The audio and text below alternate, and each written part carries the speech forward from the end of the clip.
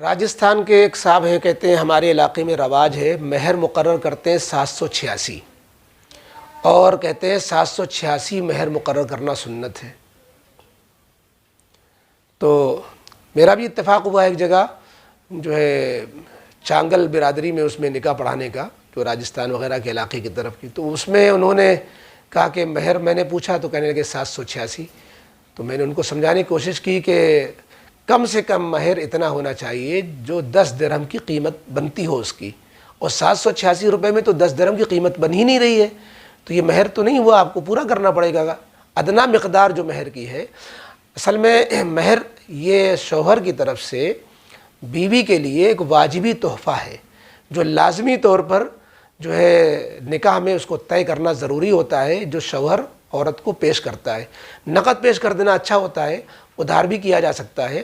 لیکن اس کا ایک اماؤنٹ طے ہے۔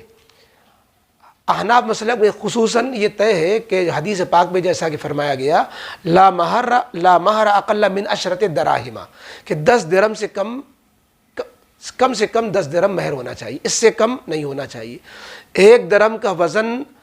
3 گرام 62 ملی گرام، 3 گرام 62 ملی گرام بنتا ہے، اس کو 10 سے ضرب دے دیں تو 30 گرام 618 ملی گرام چاندی اس کا وزن ہوتا ہے، یعنی آپ اس کو 31 گرام کے لیجئے راؤنڈ فیگر، تو اتنی چاندی جو 31 گرام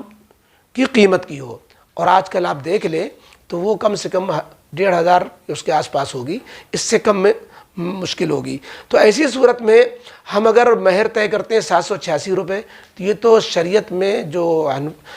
مہر کی کم سے کم مقدار تھی اس سے بھی کم ہو گئی، لہذا اگر کسی نے ایسا ہی حماقت کر لی ہے، 786 عدد کو اچھا سمجھ کر کے اس نے سمجھا کہ یہی مہر سنت ہوگا، تو یہ جہالت کی بات ہوگی۔ اگر یہ مہر طے بھی ہو گیا ہے تو بھی اس کو کم سے کم ادنا جو مہر کی مقدار شریعت نے متعین کی ہے اتنا دینا ہی پڑے گا، جو 10 درہم ہے۔ اور جو ہے ویسے افضل تو یہ ہوتا ہے کہ مہر فاطمی ہو اگر وسعت اللہ نے دی ہے، اور اگر وسعت کم ہے تو جتنا مہر خاندان میں چلتا ہے، جس کو مہر مثل کہتے ہیں، بہنوں کا، پھوپھیوں کا، خالوں کا مہر تھا، وہ طے کیا جائے، ورنہ اپنی حیثیت کو دیکھتے ہوئے کم سے کم اتنا تو ہو جس سے 10 درہم چاندی آ سکے، اور اگر اس سے کم ہے تو وہ پھر جائز نہیں ہے، وہ پھر جہالت والا مہر ہوگا۔